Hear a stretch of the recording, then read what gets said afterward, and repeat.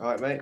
So No. basically, the Colombian Navy released information about this Spanish ship. It sank in 1708 during the War of the Spanish Succession, and they think it sank holding 200 tons of treasure, including millions of high purity gold coins, as well as silver and emeralds that the Spanish emperor had plundered from South America, worth up to 13.5 billion pounds in today's money. Yeah, in the a lot of the time you get these instances of things being like stolen or found outside of the actual territory, like outside a country's territory, but then, or it will be found in disputed territory, and then it will cause all these problems, like what is happening here. But I think the it's in Colombian water, but it was a Spanish ship. So Mm. the Spanish say it's theirs because it's their ship, but it's in Colombian water. So Yeah, they the said they've been. Colombians feel they have a right to it. Yeah, I mean they've been having legal battles for a while over this sort of thing. So it's not the first ship, but it is a Spanish ship. So they're saying it was a state-owned ship, but it literally says in the article that it's basically stolen gold. They stole the gold from South America. Yeah. So I guess it's like when people say, "Oh, stuff should be returned." Stuff like the stuff in the British Museum should just be returned to whoever it was stolen from. It's kind of the same idea as that, except this isn't even in Spain now. This is just in the water. Well, yeah, exactly. The Colombian Navy found it on their coastline in their war. I think the Colombians have the right to take it. But Yeah, 13, I mean it's nearer to Colombia than it is to Spain, yeah, and 13, it's been so much money. there for ages. That's so much money. $13 billion, like Mm. of just pure gold coins, things like that is insane. But the other one I sent you from 2015, they said that they think, where's the number? Yeah. Colombia estimates there are 1,200 of such wrecks in its waters. Yeah, that's a lot. And if they haven't, I wonder how. I know a lot of the seas and oceans aren't explored, but you'd think by now they would have found a lot of these. Maybe not all of them. With today's like modern technology and things. But the reason why so many of them are found around there is just because like when you had like the British and the Spanish with their empires, they were always Mm. just going around those waters taking things from people. But Yeah, so is that well that gold, I presume that gold will be fine, even though it's been under sea for yeah. 300. The gold. Yeah, the good thing about these precious metals is they'll be most. Yeah, most of them will probably still be in a good condition, which is why they want them. If they weren't, they just leave it. Yeah, no one It's would care. yeah, but it is worth pursuing them,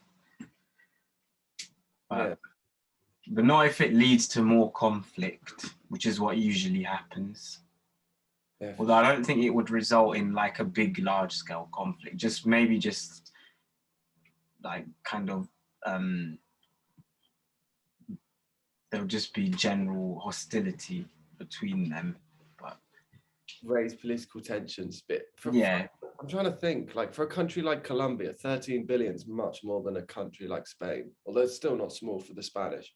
yeah, it's only good to find these things if they actually spend it well. If um they if the people that find it just take the wealth for themselves, then it's not really good. It's good for them, but it's not good for the Colombians. I Mm, don't, I don't know what they, like, or because I doubt they put all of this in a museum. no, not 13 billion. They're not. They maybe Yeah, the ship, but they'll put yeah, they, coins in the museum. But with yeah, that gold, you can just you can just melt all that down, turn it into gold bars, and you just keep it in your vault, Yeah, like that's probably what they'll do. your central bank vault, you know. So yeah, it's pretty wild stuff though. 13 billion in a ship. Mm. I think well the silver's a lot cheaper though, right? Silver's like £700 a Mm. ton. So I got this silver plated necklace the other day. It was £50, but the actual grams, even though it's only plated, the actual grams, if it's pure silver, it would have cost similar money. Yeah, I suppose it's like the Oh, labor really? cost of making it. Yeah, yeah, a bit of a weird one, to be honest. How's the DJing going? It's going good. Yeah. It was so warm though, and I had no shade, but it was still good. Which day were you? Did you do it on the super hot day? Yes, but the sun was behind me, and it was like late, so it wasn't in peak like UV. It was okay. It was like in the evening. Okay. So how long was your set? It's 6 p.m., right? Yeah, well, I was meant to start at 6, but then there was something wrong with the like equipment, so I actually started at 7. But it's still a long time. But it didn't feel like a long time, to be When did honest. you finish? If you started at 7? I finished at like quarter to 12. Oh, damn. You had a That's no, the longest I've played. yeah, But that's huge. Was that 5 hours? yeah, normally it's like an hour and a half or 2 hours, but You have it break? goes quickly. And it's not that many songs. If like, because songs are like 5 minutes each, Hmm. usually. So it's actually you don't end up playing that many. Yeah, I don't really It's good. understand DJing that much. So like the main skill is to like Time, match the beat. yeah. So when you lower the volume of the next song fades into it, but with the same beat, right? Yeah, with the same tempo basically, but some genres have different beats, but you can mix between genres, but most DJs stick to one. But yeah, it's mostly timing and like so they don't clash or sound like they clash. How long are you leaving each song on for? Because I swear in like nightclubs, they'll only leave the songs on for like 20, 30 seconds before they switch. Well, some do, but it depends what kind of. That's usually the commercial ones do that. They just play the good part of the song, which I don't like. But it depends. I I leave it on for most of it, but I rarely play like a song right from the beginning right to the end because you have to. There's certain like it will only sound good if you start it. If you like start the songs in certain places because of how they're like made. But yeah, I play most of the song. Okay. Yeah, okay. So I don't get how do people, like Marshmallow or David Guetta, or what makes such a good DJ? It's A just lot of the class, them, like, a lot of them actually pre-record what they're gonna play. A lot of people don't like those DJs because I'm not sure those exactly, but a lot of like the EDM ones pre-record their set and then play. That's why they're just jumping around so much because they're not actually playing. They just record it and then they'll play back what they've recorded. I know what you're saying. So they're essentially acting. Yes, When the singers but like already have the music recorded and they're just like yeah, miming live. but like the most of like the DJs that learned like in the old days on turntables, and actually a lot of modern DJs like actually do mix it properly, but a lot of like the really high paid ones are yeah basically acting, but Yeah, they're popular. I'd kind of But bummed. yeah, most DJs I say do it properly. Hmm. Don't turn into one of those fakes. No, I won't. But there a lot of people these days can actually DJ. It used to be like not very liked or not very desirable as a job, but now everyone wants to Everyone do it. wants to, and like people love it. Like when they're a DJ, like me and my friend was saying to me, he was kind of joking around, and he was like, you know how like loads of black guys love to rap, like the DJing, like the drum and bass DJing and stuff is like the white guys version of that, like always trying to be a Mm. DJ, you know. Yeah, a lot of people do like doing it. It's fun to do. Oh yeah, You it's a can weird. teach it's good because you can teach, like I taught myself to do it, but you can do lessons, but it's one of the things you can actually teach. You can just teach yourself to do it Yeah, if you well, know like what it's meant to be like. surely the fact that you dance and you're a good dancer, you're very good at picking up like the tempo and the beat to songs. That must help a lot. Yeah, it helps if you, because I listen to the kind of music I mix a lot, it helps. Yeah, it can help you understand like the rhythm and how the songs are like constructed, because they all have like set things, like set characteristics usually that make it easier to, like if you understand how they're made, you can mix them more easily. Right, right. Yeah, I know what you mean. And but the thing is, have you got the studio, good quality studio speakers? No, I don't even have the. I have like a very simplified. I have like good speakers, but at home I have a simplified version of the equipment they have in clubs. But it's like really simplified because the ones they have in clubs cost like £6,000, like the whole, and that's like a cheap one, like the whole setup.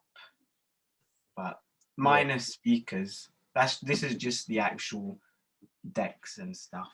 Yeah, it's big money. The reason why I was saying about whether you have the good speakers is because like when I'm with my parents and they have good speakers, I feel that the music, you can hear all the different levels, like the highs, Yeah, the lows, the bass. yeah. And It I feel sounds. like most people, the way they're listening to music, whether it's through like average headphones or through laptop speakers and stuff, you're not really hearing it. And for me, Yeah, I struggle a bit to pick up the kind yeah. of Most. beat when it's not through good quality speakers. You know what I mean? Yeah, a lot of like genre, like dance music. If you listen to it in earphones and stuff, it will sound very flat.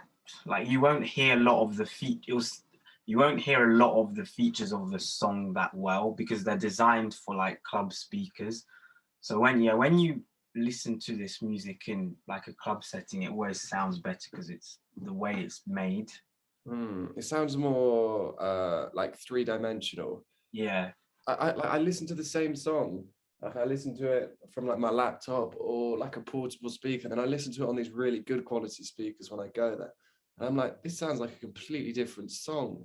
But you have to think the way that these artists and the producers, when they're making the songs, they have these super good quality speakers in the studio and stuff.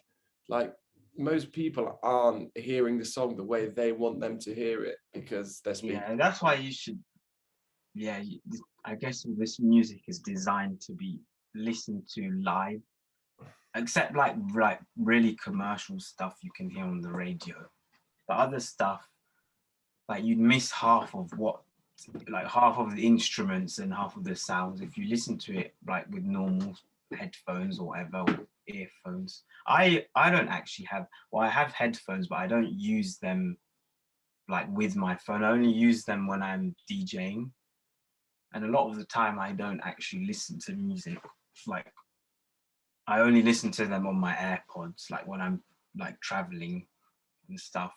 But at home I'll listen to it on speakers, or in the studio I'll listen to it on speakers. Right, right. I feel like I don't know with the DJing, people just love to like be friends with a DJ and just be in the little booth thing when the rest of the people are down on the normal dance floor because it's usually like a bit higher up and stuff. Do you find Yeah, it?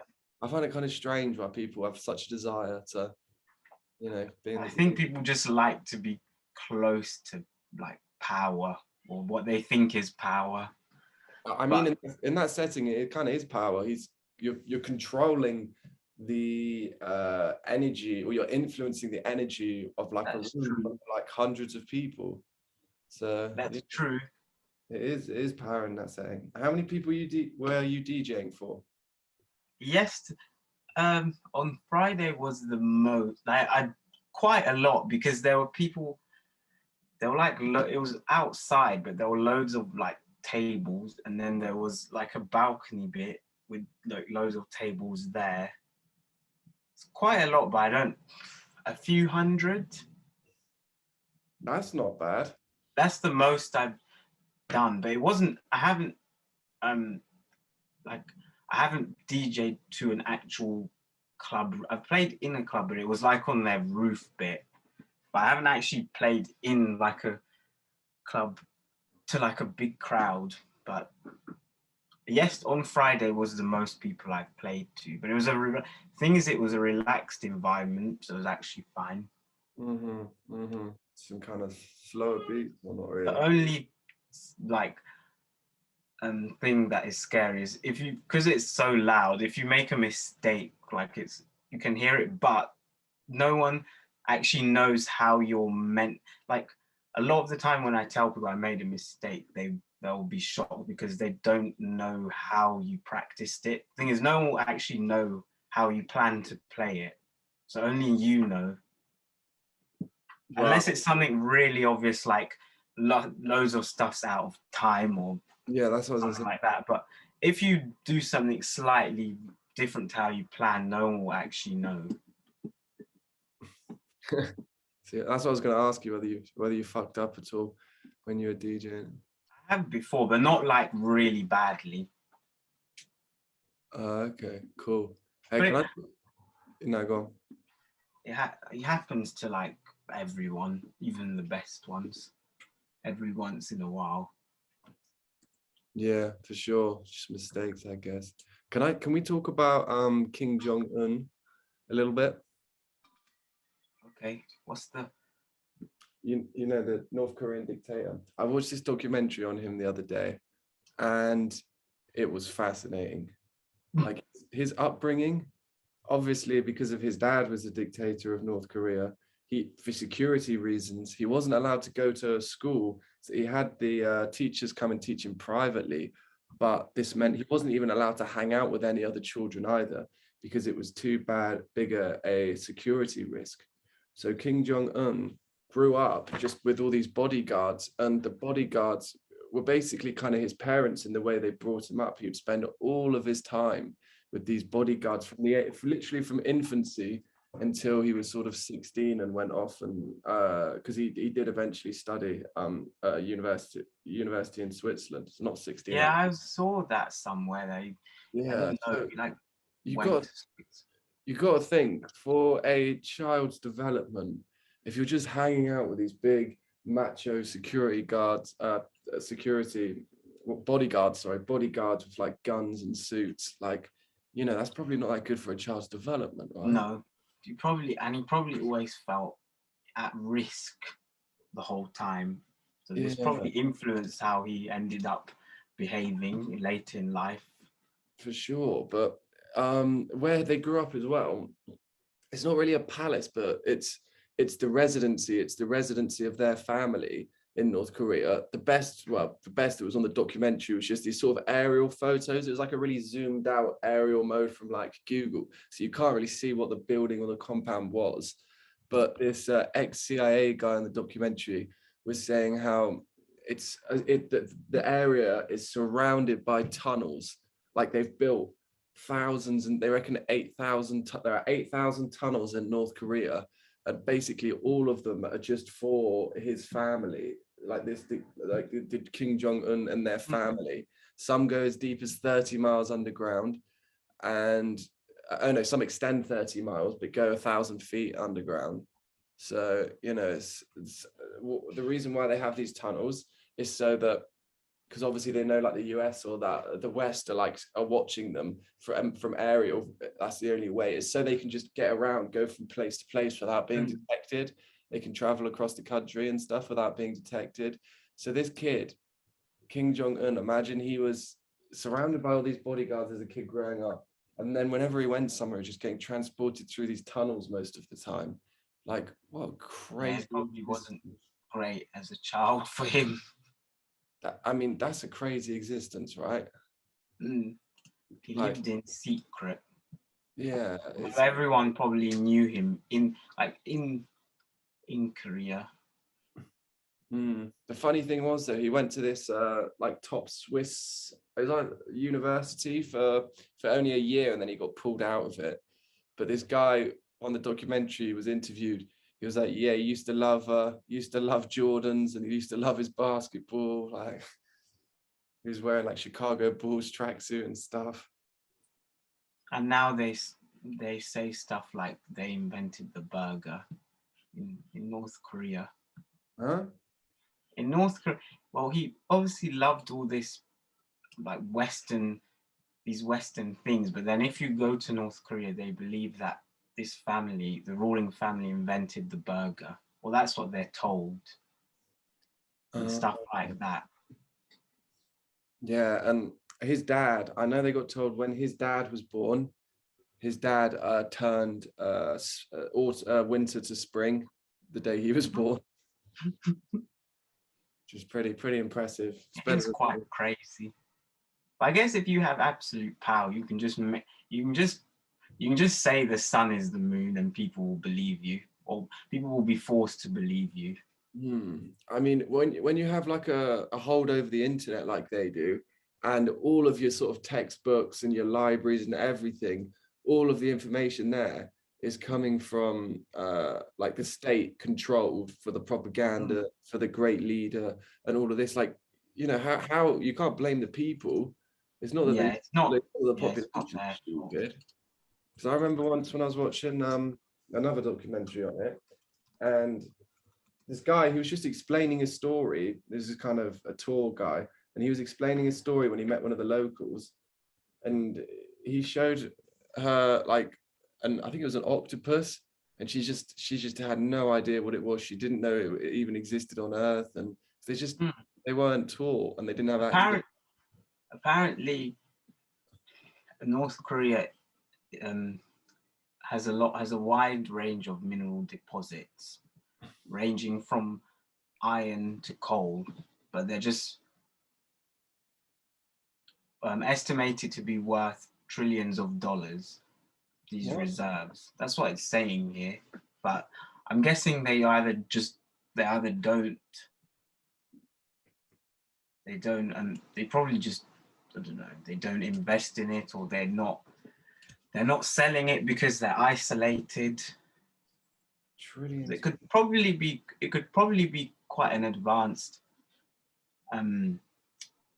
like wealthy place if they engaged with everyone, but usually these isolated places just end up becoming economically backwards because they only rely on certain countries or trust certain countries, but then they close themselves off from everyone else. Oh my word. You're right. They have trillions. I didn't know this till now. I just Googled it. If they have resources. That's crazy. They have trillions of dollars of minerals, but they don't have the resources. Maybe they don't have the actual to invest means. To invest in the infrastructure to extract it all. Because these big mining operations cost tens and tens of billions. All the infrastructure, all the equipment. That's crazy. I reckon one day this will somehow be extracted by some foreign power or something, or even them. But like unless it's China, no other foreign powers are close enough. I think, well, maybe, but I'm pretty sure China probably already thought of this or knows about this, but maybe they just don't. Maybe North Korea doesn't actually want this to be done. I'm not sure. That's fascinating, though. I mean, it's kind of funny how, like North Korea, they want to be this superpower, yet due to the sort of totalitarian and the dictatorship type structure they have over the country, that's actually what's preventing them. Because think if they had like a sort of freer society where people had like the right, to get to like higher education en masse and stuff, it's way more chance of your economy developing, and then you would be able to sort of extract all of these minerals, and then you would develop and you would be able to build the quality of nuclear weapons you want. But it's them that suffer the most by having this kind of ideology, but I guess that's just their way of thinking. I mean, yeah, that's insane. But these things don't, like, these regimes rarely last that long. Like, eventually, or something will um, result. There'll be an event or something that results in them, like, this system collapsing. I mean, maybe not. Maybe actually will last a lot longer than people think. Yeah, this is from the Business Insider. Deposits of coal, iron ore, zinc, copper, graphite, gold, silver, magnesite. What's magnesite? Is worth between an estimated $6 and $10 trillion. That's a lot. What? That's like, That would put them if they excavate. Okay, let's be conservative and say it was 6 trillion. That would yeah, put them as like the third, fourth biggest country in the world, like richest. yeah. If they sold it, and yeah, it's a shame, really. It's a That shame for the Koreans. is it a shame, or yeah, it's a shame for the people. But even if they Because did do that, they're not gonna, he's not gonna give any of it to the people. He's just gonna that's push true. like super nukes and shit like that. Yeah, they probably won't invest it in anything meaningful. I can't believe you found that. That's actually incredible. That's got to be some of Actually, the, yeah. it's actually a wonder they're poor then, because they have all these things and no one's stolen it. It's not like in Africa where the resources have been taken. At least here they still have the resources. But Yeah, I mean, yeah, I know what you mean. It's not like Nigeria with like the Shell oil deals and things like that, where these other companies just come in and they have the right to it. But yeah, they don't have the money. I listened to there's this woman, have you heard of Yeomi Park? Yamini Park or something? I don't think so. Uh, she was on the Rogan podcast and she was basically explaining how like almost all the population there, they're just kept in a state of like perpetual starvation. So that's how he controls the population. Because you're not going to be questioning like political agendas and stuff when every day you're just trying to find your next. Yeah, they are starving. And I think they suggested to people to start eating their pets or something. I'm not sure when this was, when they was, when like the starvation got really bad. Well, it's But look, there's here it says ostrich farming was introduced after North Korea's famine in the 1990s. So they're obviously struggling because they have to go to unconventional food options like ostrich. well, in North Korea, it's illegal to grow your own food, and Yeah, that's bad. it's entirely government controlled. The farming thing and everything is entirely Yeah. government controlled, which is why, like in the 90s, there was a huge famine. A huge, yeah, is famine right? Yeah, it is famine, right? Yeah, I guess if you control all the resources, you can control every like the population. The thing is, a government being in charge of all of the food supply, like that's never worked. That's always caused problems in history, right? I think, yeah. Well, it's because they. Where do they get? Do they grow their own food, or is it from China? Where do they actually get their food from? I don't know, to be honest. I know with like the Ukraine Russia things, you see how like Ukraine they grow like a large percentage of the world's meat. So like a lot Well, of yeah, people are saying that will cause food shortages yeah, they're saying for everyone.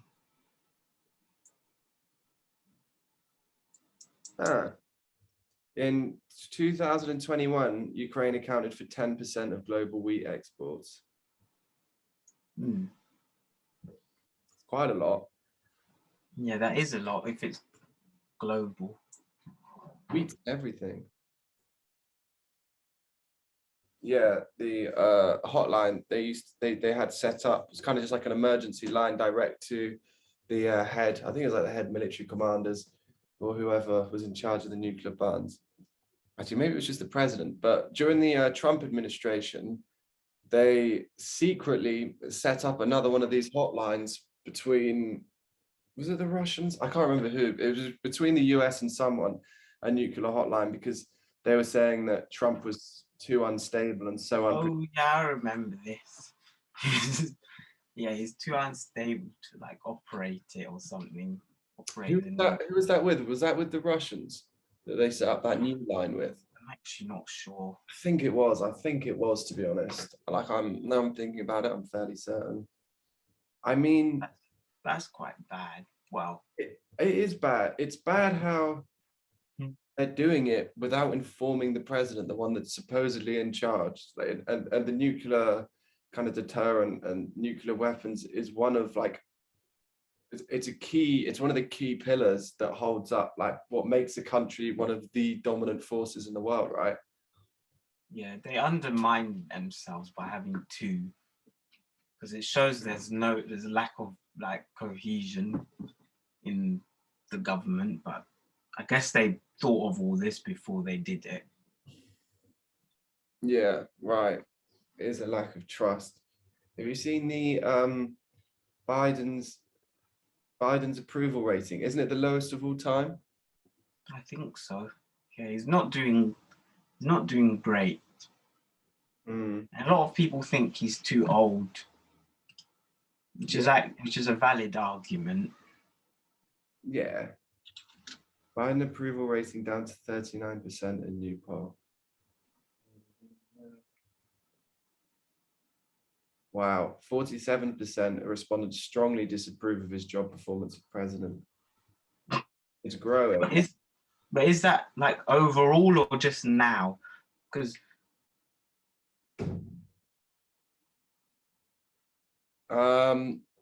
people always, because at the start, I think his approval went down quite quickly.